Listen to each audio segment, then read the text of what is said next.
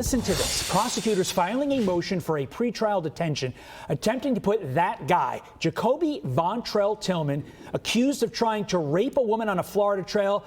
Prosecutors want to put him back in custody. Yeah, despite having a criminal history, he was released on just $9,500 bond, less than 48 hours after being arrested. He is expected to appear in court today. Here with us now is Florida Senator Ashley Moody. Senator Moody, why was this bail so low, especially in a tough-on-crime state like Florida? Something doesn't add up here. Yeah, it definitely doesn't add up. I can tell you the sheriff of that county is incensed. The people of that county cannot believe a judge would let a person like this out. Look, bond and detention decisions are generally based on two things. Is this person a danger to the community? Can we guarantee they're not going to hurt other people? And can we guarantee they'll show back up in court? You're generally looking at those two things. I can tell you, as a former prosecutor and judge myself, those are the things that it boils down to.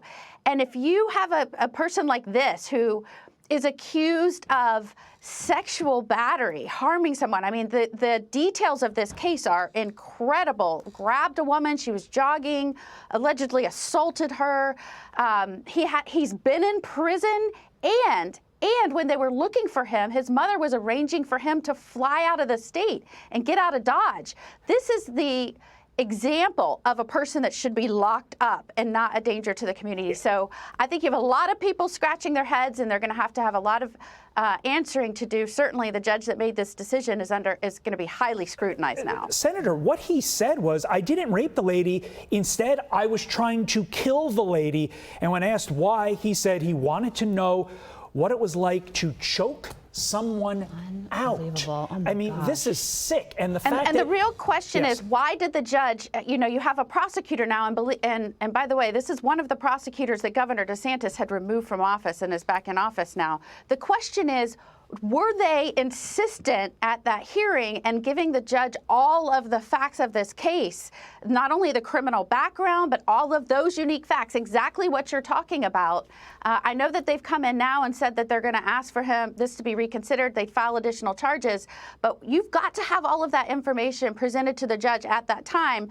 And if the judge knew that and she let this guy out, that is unacceptable and certainly can't happen in a law and order state like Florida. Meanwhile, Senator, from Florida to Washington, the government shutdown is still ongoing, and President Trump is expected to host a lunch at the Rose Garden for Senate Republicans. You will be in attendance at this lunch. So what do you anticipate the topic of conversation to be about? Yeah, the topic of conversation needs to be, how do we impress upon the Democrats that the time for you to shore up your radical cred, the I Hate America rallies and theatrics are over. You have got to do what's best for this country, the people that are relying on paychecks to provide for their families.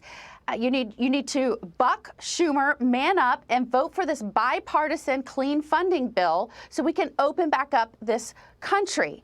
It is incredibly important that the Dems understand this is on them. We voted 11 times last night, the 11th vote, and they continue to keep this government shut down for nonsense to appease some radical base, and I assume so that Chuck Schumer can shore up his radical creds. That's 100%. But I want to get you on the record here.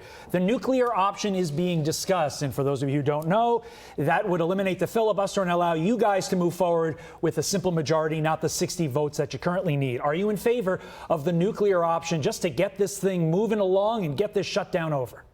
Well, as you know, we had to look at our rules because we had historic obstruction by the Democrats in terms of moving President Trump's nominations along.